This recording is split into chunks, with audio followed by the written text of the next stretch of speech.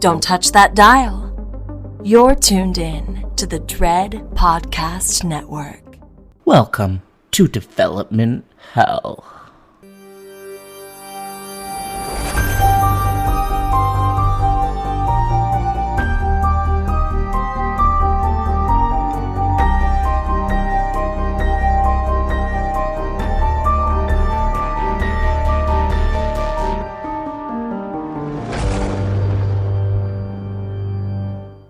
For every horror movie that hits V.O.D, countless others end up D.O.A.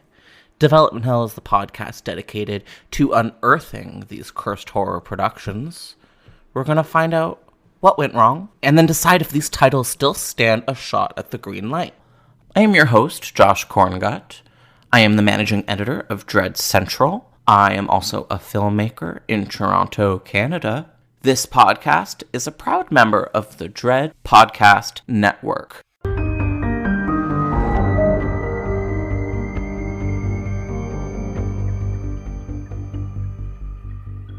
Hi, everybody, and welcome back to a brand new episode of Development Hell. Usually on this podcast, we tackle projects that have never escaped the development process, but sometimes we connect with the most exciting voices in horror, and today is no different. Today, we are talking about one of my favorite shows right now from via MGM+. It's a nightmarish series about a small town where anyone who enters becomes trapped and forced to survive supernatural terrors that emerge at night. Created by John Griffin and executive produced by Jeff Pinkner, the show is a blend of mystery and suspense, and it's very human in its storytelling and the way that it tackles its characters. So, joining me today, as I think I just mentioned, is series creator John Griffin and Jeff Pinkner. John, I'm going to start with you. Could you introduce yourself to the Development Hell audience? Sure. Yeah, I think you just did a pretty good job of it. I'm John Griffin. Hi. Created from Jeff is also our spectacular showrunner. Could you introduce yourself? What's your childhood trauma? Who are you? I'm Jeff Pinkner. I have many childhood traumas. Well, I shouldn't say that. I had an incredibly fortunate childhood, but I think that the trauma that led to my affinity for horror, which I told people, my dad's best friend was an ophthalmologist who recorded all of his eye surgeries and then played them back on televisions throughout the house on weekends. So every time I went to visit, was confronted with close-up of eyeballs being. That's a freak. That's not a doctor. That's a psycho. I am hearing this story for the very first time. I don't. For real? Like it. Yeah, you've never told me that before. That's amazing. How is that not the show? Scary. Fantastic. Yeah. Yuck. Well, that's a scary way to start. But I tell everybody any chance I get, it's the scariest show on TV right now. When you keep qualifying, you started by saying it was one of your favorite shows on TV, and now you're saying it's the scariest show right now. I don't want to come across as too thirsty, so I'm going to say it is the scariest show on TV. That's going to be where I land on it. When fans approach you guys, do they come from a place of this show is terrifying, or are they coming from a different place, maybe a place of having theories? How do they approach you guys? Well, I have to say, first of all, that one of the nicest and most rewarding messages that I've received about the show was somebody, and I forget if they DM'd me or if it was a comment on a reel or something, but they said, thanks so much for creating this show because it's provided such a wonderful distraction from the nightmare the world has become, which is sort of I'm paraphrasing, but they said, thanks for giving us a little bit of escape. And really, that's what we're all doing here. We're telling stories that matter to us and we're watching stories on TV. But if we can offer that little bit of entertainment catharsis to people during very strange times, then great. But back to your question, anytime, I'll be honest, anytime I open a message or something that starts with "I have a theory," I usually sort of close that message, and only because I'm actually looking forward to when the show is over, then going back and looking at the message boards and seeing who was close, who was in the ballpark. Wow. But a lot of fans just reach out with really lovely notes and thoughts and thank yous, and that I can't begin to say how meaningful that is and how appreciated it is. Jeff, what are the fans like? Are they Are they normal fans, or what are we dealing with? Well, I was going to say the third rail, the horror, the mystery box element, what's it all about? The third rail, and I think the one that I know I speak for John, that in some ways we find the most gratifying are the people that are like the relationships and the humanity is really, I think, one of the reasons why John and I connected around this show, and the horror and the mystery is really the frame and really the reason that I think we're all deeply engaged. That's the propulsive element, the lean in, the what do I need to know part, or the, horror really rivets you in a great way. Horror and comedy are the things that make you, like you snap to attention. But I think we're really using this to explore the relationships. And I think a lot of we have gotten a lot of positive feedback about that, which makes us really gratified. I think the fans in my professional experience, the fans who connect around genre telling are the most engaged fandoms. And we're finding that with the show in ways that delight us. And by the way, just the fact that from the very start, like right from jump, we had fans that were really embracing and digging into, like Jeff said, not only the mythology but the characters as well. It's just it's such a rare thing in today's sort of like overcrowded landscape. We always talk about how like our fan base is like, and not just Jeff and I, but like on the set, there's I'm sure people have seen like in the production design, in the production offices, there is a wall of fan art. So the adorations for the people that like this show is just it's sort of universal amongst the cast and crew. Well, I knew you'd be aware of the cult following that you've accumulated with the FROMville and all of that. Part of my job at Dread Central as the managing editor is to get really into fan groups on Facebook and other places like that. And I have to say, like, I was shocked at the amount that I saw for From. Like, not just the amount of fans engaging, but like the amount of conversations. And is it something that still surprises you, considering you're a medium-sized show, the cult response being the size that it is? Yes. I think that it starts with John and I trying to please ourselves and in full transparency, tell stories that excite us. And I think that we do it very intentionally with great passion and focus and intensity. And I think if you tell stories that are universal but through a very specific lens, which is what we're doing, sometimes you get really lucky and you find that there's a whole lot of people that feel the same way, and they don't do it lightly. They do it with equal intensity and equal passion. And there are all kinds of phenomenal television shows being made all the time. We're really proud that we're making one that people engage with on a deep level. Like millions of fans on just Facebook alone that are getting into such granular detail about everything that you're doing. I think if I was you, I would be overwhelmed. Is there a sense of overwhelm, even if it's in a good way?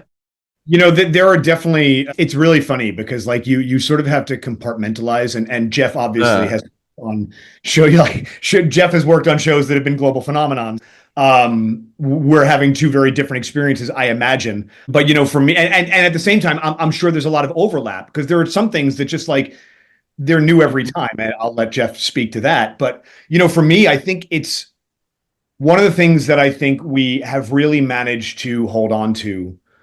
Both in the writing of the show, the producing of the show, the filming of the show, is that when we first began, we were sort of like the little engine that could, and we were on Epix, which was a very small streamer, and we were playing stickball in our backyard. We had the privilege and the good fortune to have wonderful executives who really had faith in the vision of the show and us as a creative team, and really kind of like allowed us to make the show that we had envisioned, while offering every now and then, offering a very insightful and crucial piece of advice. So the partnership with the studio has been really magnificent from day one. And as we've grown, we've really kind of held on to that idea of like, this is just something we're doing with our friends. like this is, and so it kind of feels like now that, Epix has become MGM Plus, and MGM Plus is owned by Amazon, and we sort of are watched by people around the world. Now it feels like we're playing stickball in Yankee Stadium.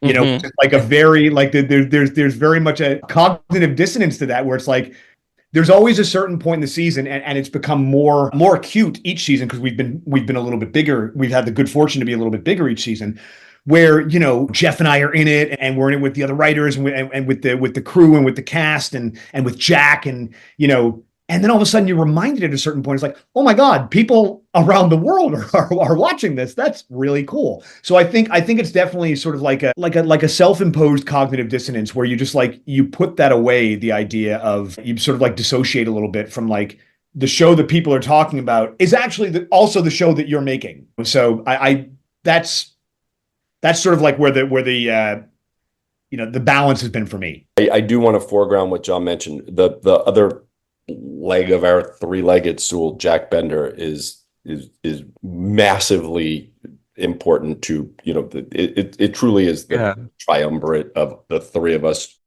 first and foremost, and then our writers, incredible production team in every way, all pulling in the same direction, all contributing to the same thing. And as much as possible, I have learned over time, while we're making the show for our audience and for our FROMville, we are not really engaging with what it is about the show that they like or don't like, and allowing that to drive what we're doing. We're very much like remaining beholden to, we're going to tell the story that we want to tell in the fashion. We know that there's characters that the fans like or don't like, but we don't allow that really into our creative process. We've learned that if you try to please people, or if you try to piss them off, or if you try to do a thing, you're going to end up failing. If you just try to stay as much as you can focused on what your own goals are for the story, that's where we have found the most success. So we're aware of the audience and grateful for the audience and hoping to delight them, but we're trying to not take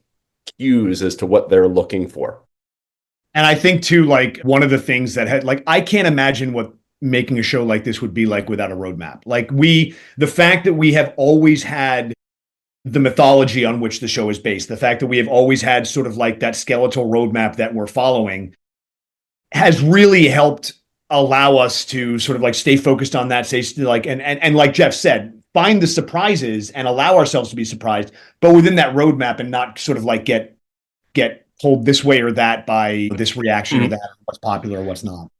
You can see the fans almost looking like that meme from It's Always Sunny in Philadelphia, with all like the red strings on the walls and just like losing their minds. So I find that funny. And I don't want to talk about the fandom the whole time, but the last thing I want to touch on is, personally, I'm like super Stephen King like freak fan, number one guy, and boy does he like this show. I'm wondering, like, has he ever reached out, and what is it like knowing that like truly the most important voice in horror is a fan? It briefly, mind-blowing, and I'll let John speak more to that. Jack and Stephen are good pals, dating back to Lost, and then Jack and Stephen have made shows together. So he has reached out to Jack, and it is as gratifying as you said, as gratifying as one can imagine. One of the night, first of all, I'm running out of space on my tombstone where his tweets will be inscribed. Good. But what was nicest about that is that in season one, like when Steven's like the despite he and Jack being friends, the reaction was completely unsolicited. Like no one was more surprised than Jack when Steven started tweeting about the show.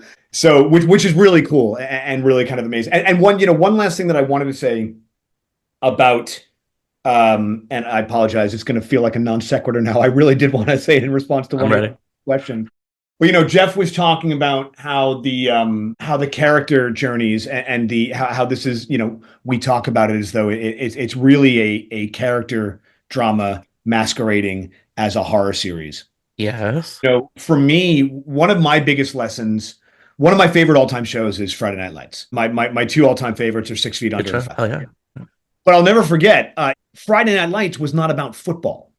Football was the backdrop. My sister-in-law, and this was sort of like the really eye-opening thing. My sister-in-law hates football, like with a passion that far outstrips most casual dislike for football. I get it. Yeah. Loves Friday Night Lights. It's one of her favorite.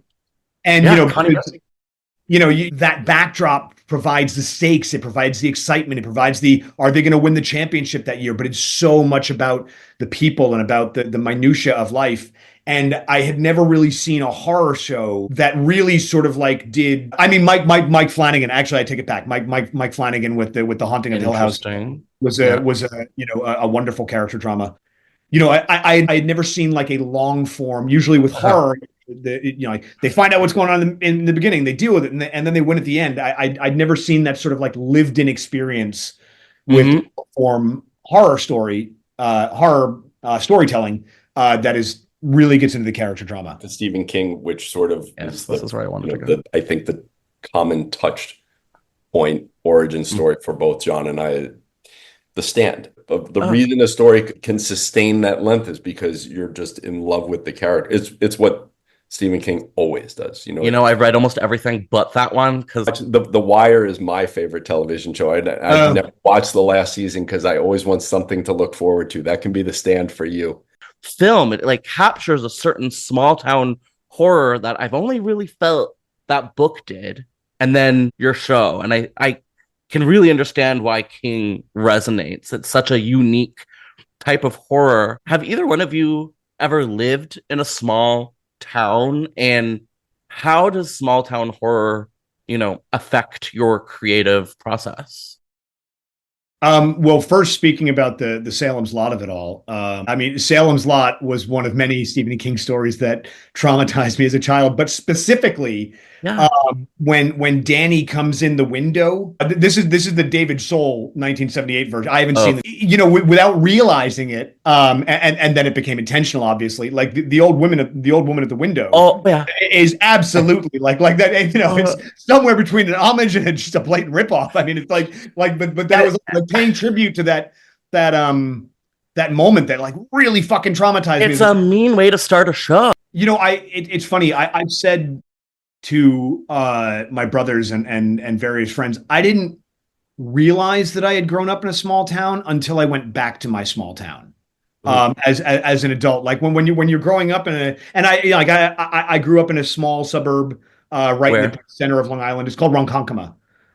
Ronkonkoma. And if you can do that 3 times fast, I'll give you $1. I think that the interesting thing about growing up and this wasn't a small, rural town, sort of middle of nowhere. It was a small town in the midst of Long Island, which is fairly like suburb, small suburban experience. And I think that when there's the world that you think you grow up in as a child, and then there's the world that you revisit as an adult.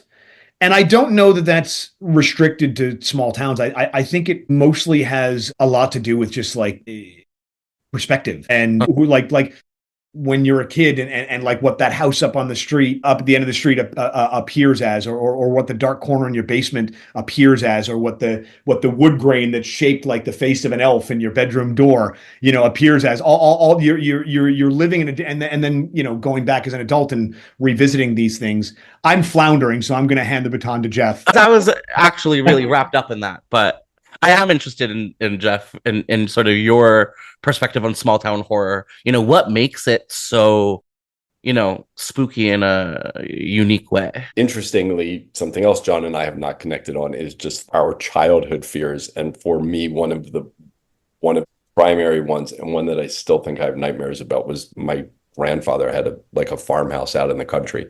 And on the 3rd floor was a painting that my sister, my cousins, and I were always found out later in life. Each of us was terrified to like walk past because it was sort of like a mortar and pestle on a shelf and with a skull. And we recently discussed how terrified we all were to be up on the 3rd floor of that house with that painting. I think that what makes small town horror resonate is community. and a limited community, and who do you rely on, and who are you afraid of, and the humanity, and it's what the first Stephen King book I read, and I can still picture myself at age 12 sitting on a beach reading it, was Salem's Lot. And I think that it resonates, like your cloistered environment and something foreign coming into it, and how do you handle that, is something that I think on some primal level we respond to. And I think it also has a lot to do with the fact, just hearing Jeff say that, I think it also has a lot to do with the fact that, like, in a small town, you know everybody for the most part, but do you really know everybody? And that's just not something you can do in like big city horror, like something like The Ring, which is a wonderful horror movie. It's about those people and their alienation from everybody else. Whereas like when you have the small town, it's like everybody knows everybody. And then, as Jeff said, this foreign thing is introduced, and it reveals like, well, how well do you know everybody that you think you know? And just speaking, and there's something in all of us, like we've all had bad things happen to us, whatever they are, moments where you're scared. And do you find the strength inside of yourself to deal with it? Do you look to somebody else to solve the problem for you? If you're one of our residents, are you hoping Boyd has the answers? Or are you looking to control your own destiny, despite how scary that might be? And when there's a limited pool of available resources, it just sort of focuses everything. Another one of my favorite subgenres in horror, I guess you could consider it no exit horror, kind of like the existential French play by Jean-Paul Sartre. It's funny. I was going to say earlier, but I didn't want to sound as pretentious as you just did. Hell is other people. Oh, I took that bullet. But it's not just him, because there's lots of non-pretentious examples. And I'm teasing you. You didn't sound pretentious at all, but I entirely agree. But there's the Canadian horror movie Cube that I'm obsessed with. And then there's the French horror movie where they're all on the highway, Dead End. I don't know if you've seen it. It's excellent. I'm so drawn to this specific subset of horror, and I'm wondering if like there's any examples from the past that inspired you before working on this. Well, I mean, I was a theater student, I got my BFA in acting, art, but so plays like No Exit. And also, like, I was a big fan of Sam Shepard. I think more so like Buried Child, like those shows, very grounded in reality, but had that supernatural twist to it. And I think more so than specifically like the No Exit subgenre, it's that genre of like very grounded, visceral storytelling, the magical realism. That, or at least my understanding of magical realism. I couldn't define it, but yeah, okay. What's that? I couldn't define it personally, but yes. Yeah, I mean, like to me, magical realism has always been. I mean, it's one of the nice things about the show is that it allows the opportunity to voice certain themes and philosophies that have floated around mine or Jeff's ether for a very long time. And like I have often like my mantra is, we're standing on a giant ball of organic mud that is spinning faster than any of us can feel through an infinite void, while we're being kept alive by a ball of magic fire from billions of miles away. Yet nobody believes in magic anymore. Like we live in a world where grass grows, like these, or flowers grow out of the concrete. Like these are magical things. And sometimes we get so in our own lane, we don't see those things, and we stop acknowledging them as the truly magical things that they are. So I've always been drawn to stories that really feel lived in the sense that they take place in our reality, but for this thing, for this twist, for this little nugget that makes it magic. Beast of the Southern Wild was another one of my favorite reasons of magical realism. I mean, that's 10 years old now, but yeah. Yeah, right. Well, to me, it's recent. Anything in the last 20 years is recent. I mean, I feel that. Still 30 years ago. So I think, like I was always definitely a favorite of like a fan of like people are their own worst enemy. There's the Twilight Zone episode, The Night the Lights Went Out on Mulberry Street, which is also sort of like a no exit type. But I think from a more 30,000 foot view, it's that genre of just like really lived in magical realism / sci-fi. And do you have any examples that really like call to you, Jeff? Everything we just discussed, I think Lifeboat is another great example of this. Oh, I don't know it. Alfred Hitchcock's Lifeboat is another great, Hell is Other People. Okay, I've heard that. So version of a story. I think that one of the things that makes the relationship between Jack, John, and I really work is our Venn diagram really overlaps very heavily in the middle. The kind of stories that we respond to and the kind of storytelling that we're interested in. And this show can accommodate all of that, which has been one of the most sort of exciting and delightful things about making it. Too bad you guys are so successful, because I would love to see what this would look like as like a fringe play. So you never know, maybe one day. I'm a big horror guy. That's kind of where I'm coming at with my love of this show. And for me, the scene that scared me the most, and I think it may be episode 2 or 3, was Donna's monologue about listening what happens to her sister. It's so fucked up. I'm wondering, for you, do you have a scariest moment from the series? Oh, that's interesting. And as you're thinking, I do wish I could go back and audition for theater school with that monologue, just to like. While we think, what are just off the top of your head, what are a few of your favorite either books or movies or television series? Okay, obviously, this is your life. You can do whatever you want. Please seek out the direct-to-video Christmas horror movie Dead End. It stars Ray Weiss and Lynn Shay about a family that takes a detour on their way to Christmas Eve dinner. And that's all I have to say. So, I think you guys would appreciate it. It's one of my all-time favorites, and it's approaching that time of year. So, Dead End, yeah. That was a spectacular pitch. I'm going to check out that movie. I mean, this is like the right audience, I think, for it. But yeah, and it's like very direct to video, kind of like French American like film festival movie. Super weird. What else? You know what? Just because he passed away, Candyman, one of my all-time favorites. Oh, yeah. Just like gorgeous and urban legend. That again recently. I just rewatched it.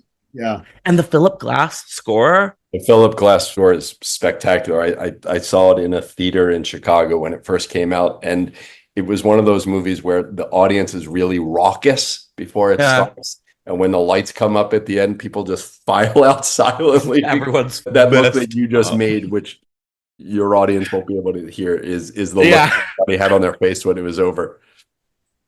It's just that like hybrid of like so brutal and so beautiful, and then also just really got me into Philip Glass after that too. It was an instance where the score was the perfect accompaniment.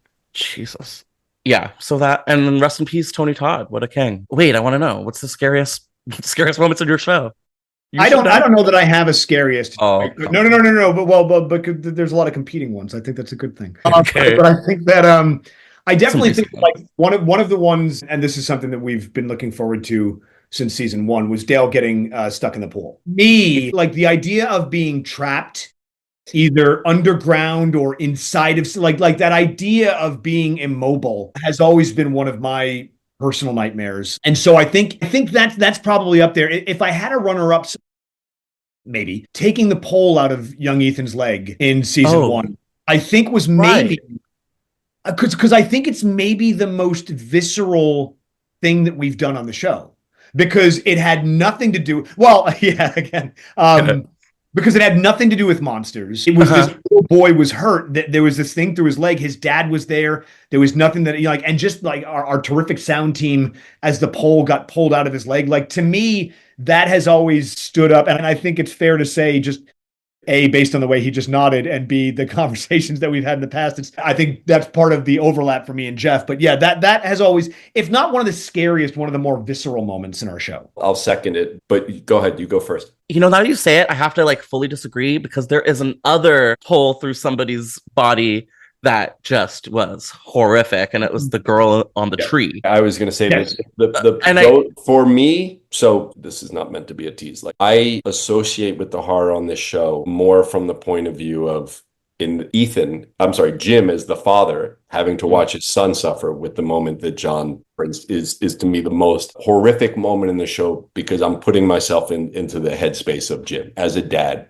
watching your child suffer and then having to figure out what you can do about it. And similarly with the moment of the rod through the head, I'm thinking about it from the point of view of her mom. I think part of the process of telling these stories allows us to work through our own fears in that way. which is great. I think it would be far more upsetting to be an actor performing these moments, being down in the cave as Victor is just. Yes. You know, another thing the show touches on that really fucks with me is the concept of eternity. It's something I'm not scared of death. I am scared of getting stuck in like a well for all of time. Like that's what I'm scared of. And Stephen King kind of caught that. There's a Stephen King short story called The Jaunt where people get sort of trapped. Yeah, of that's the scariest thing for me of all time. And then the pool scene where the guy gets stuck really kind of resonated with me on that. So I have had since young age, I've had recurring, whatever they call it, like nighttime paralysis when you're like half awake. I don't know if you've ever experienced this. No. You're half awake, you're half dreaming, and you are very conscious of the fact that you cannot move or speak, and it's a version of being trapped in your own mind. And to me, that's the scariest. And science says it's your mind waking up before your body, but instinct says there's probably something else in the room with you. There is. There's voices and there's But two things really quick that I want to, because you brought up a landmine with eternity, so I want to get to that in a second. But like I think also Jeff touched on something really good, really important, I think, to the formula of our show, in that we try never to do something that's scary just for the sake of being scary. Like I think we both believe that like you really sell the scary when it taps into the emotional experience of the characters. You know, and so whether it's poor Kelly with the rod through her head or Tien Chen being butchered in front of Boyd, it's that we try never to be gratuitous. When we show something, it's because it's having a deep emotional impact on the character. But and also to echo something Jeff said is that like I think for us, like a lot of these horror moments are very cathartic. So it's hard to look at them as scary as opposed to like, oh, finally got that off my chest. Sadly, one or the other of us will go, oh, here's something cool. Not here's something scary. And what you said about eternity taps into one of my greatest childhood fears. In fact, I remember the moment, I grew up Catholic, going to church every Sunday. And I remember the moment when I was in church and I heard the priest talking about Christ and talking about when you die, you will go to heaven and spend an eternity with Christ. And I was like, you're going to what? You know, it's like, because like I was equally terrified of the finality of death and the bewildering existential horror of eternity. It's like, how does it never end? What do you mean it never ends? Like that. It's not something a kid is equipped to handle. And of course, this was being pitched as a good thing. No, for sure. And then don't even get into the bad version of events where you're, in lava forever. Okay, I'm gonna get in trouble because I have only a couple minutes left, but I have to ask you guys this before we go. What is the movie that ruined your childhood? Like, what is the one movie that fucked you up more than anything else? Salem's Lot? Yeah, without a doubt. That is a rough one. Yeah, I mean, also not surprising. And Jeff? David Cronenberg's The Brood. Ew, yeah, that's a weird movie for sure. Canadians, right? No one does it like Canadians. And also Nova Scotia looks so pretty and scary when you guys frame it. Thank you so much for this killer conversation. I hope the show never ends, although not in like an eternity way. And yeah, congrats. Thank you. I'll see you again one day. Yes, guys. Yeah, like give us a ring again next season. Let's do this again.